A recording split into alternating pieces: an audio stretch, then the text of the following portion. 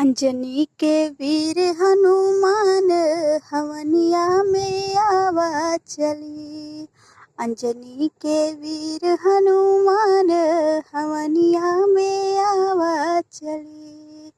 अयोध्या से आवे हो सीता मैया, अयोध्या से आवे हो सीता मैया। संघवा में आवे श्री राम हवनिया में आवा चली। संघवा में आवे श्री राम हवनिया में आवा चली।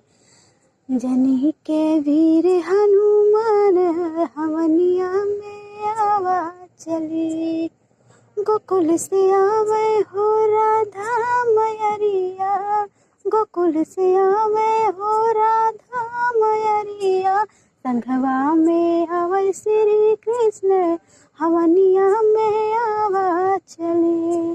संघवा में आवे श्री कृष्ण हवनिया में आवा चले। अंजनी के वीर हनुमान हवनिया में आवा चले।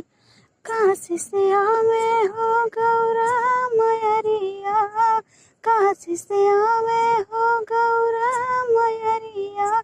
संघवा में आवे शिव शंकर हवनिया में आवा चले। अंजनी के वीर हनुमान हवनिया में आवा चले। अंजनी